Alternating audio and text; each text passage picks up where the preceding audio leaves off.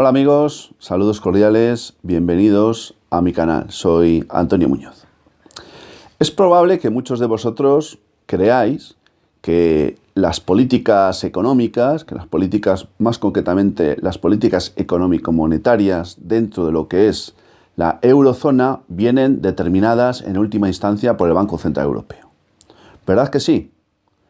Pues estáis equivocados. No es así, o no es así exactamente. ¿Por qué?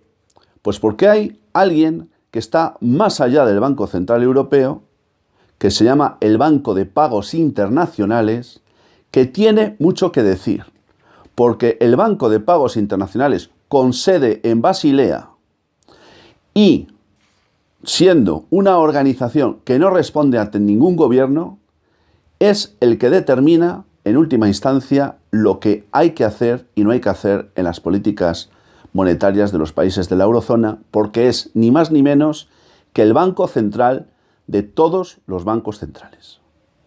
Como lo oís. Quedaros con el nombre. Banco de Pagos Internacionales. Ha sido en el marco de este banco donde desde hace varias décadas, concretamente desde el año 1988, han venido teniendo lugar la adopción de algunos acuerdos muy importantes que han marcado y siguen marcando hasta hoy la política económica y monetaria de la Unión Europea y más concretamente de la eurozona. Estoy hablando de los llamados Acuerdos de Basilea. Acuerdos de Basilea que tienen, digamos, tres fases. Los primeros, firmados en el año 1988 en el Acuerdo Basilea I, el Basilea II sería firmado en el año 2004 y el Basilea III, que es el que está, digamos, actualmente en vigor, sería firmado en el año 2010. Bien, pero ¿qué son los Acuerdos de Basilea?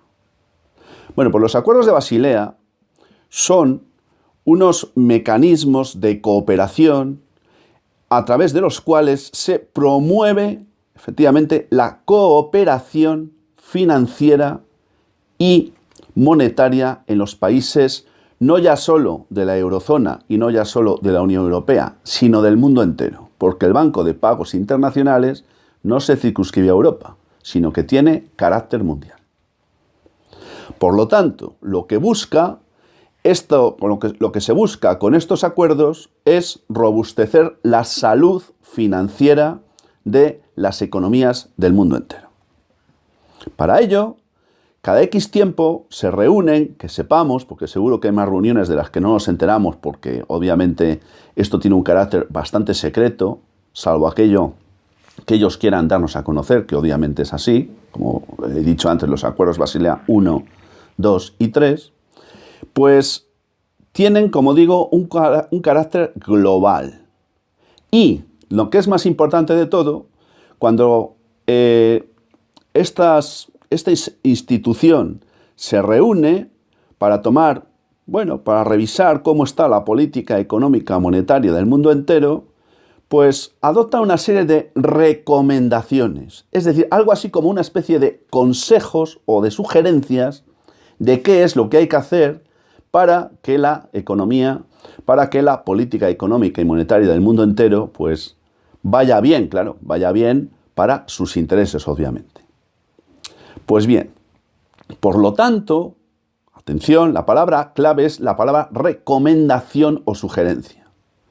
Porque en tanto en cuanto lo que allí se adopte no sea trasvasado a una forma legal, que en el caso de la Unión Europea tendría que hacerlo a través de una directiva, y si se tratara de un país o de un Estado, tendría que serlo a través de una ley.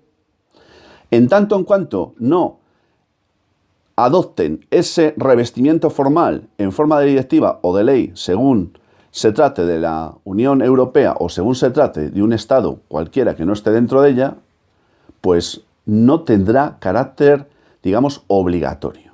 Sin embargo, la influencia fáctica que dimana de los acuerdos adoptados en estas reuniones es de tal trascendencia que prácticamente se puede decir que no es ni más ni menos que el prolegómeno de lo que terminará convirtiéndose en una norma de obligado cumplimiento. Bien, estos acuerdos, como he dicho antes, tienen una gran importancia y trascendencia.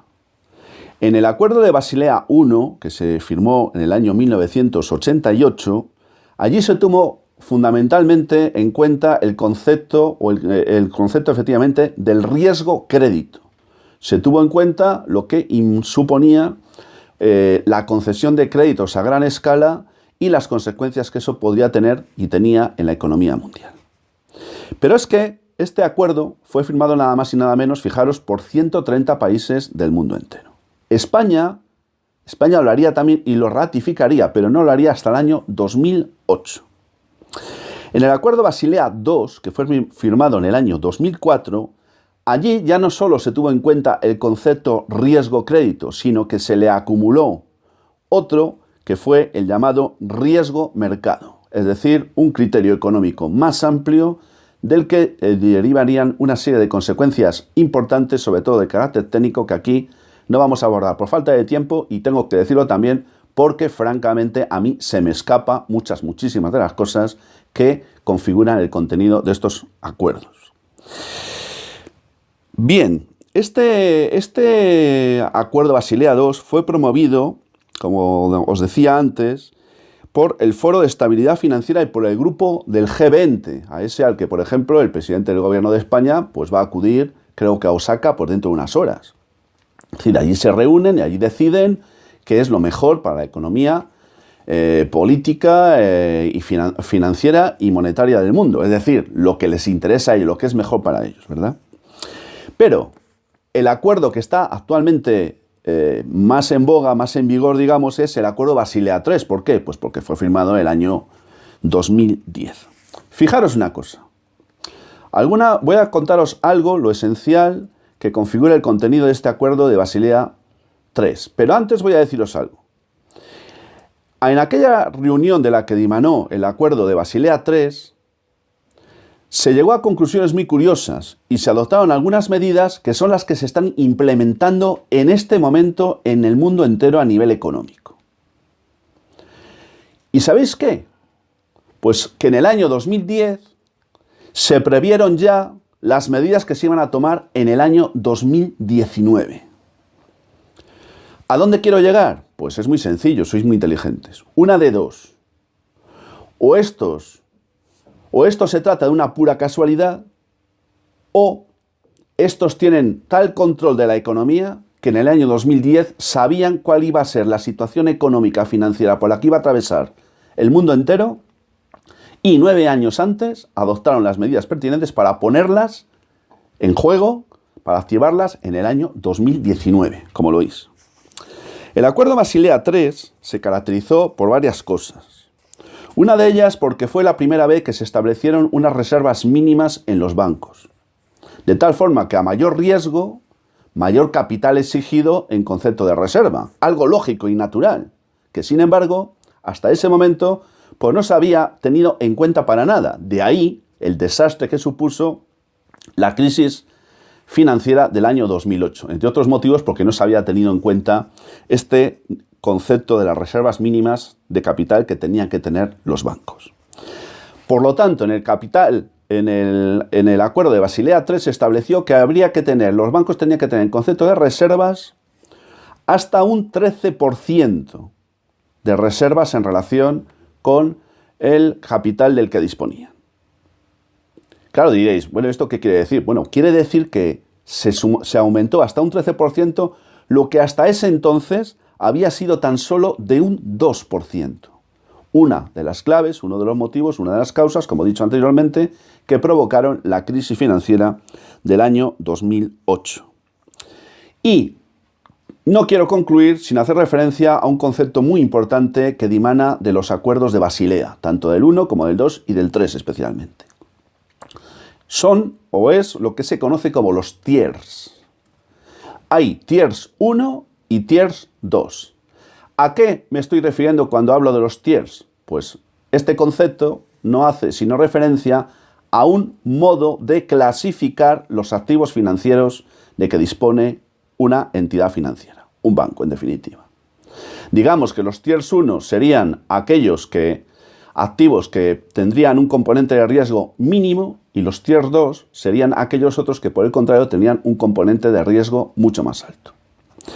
Pues bien, una de las decisiones que se adoptó en los acuerdos de Basilea III fue incluir al oro, atención, al metal precioso del oro en los Tiers 1, es decir, considerarlo como un valor refugio, como un valor seguro y en consecuencia prácticamente como un valor que no tenía, digo, entre comillas, bueno, pues que no tenía prácticamente riesgos.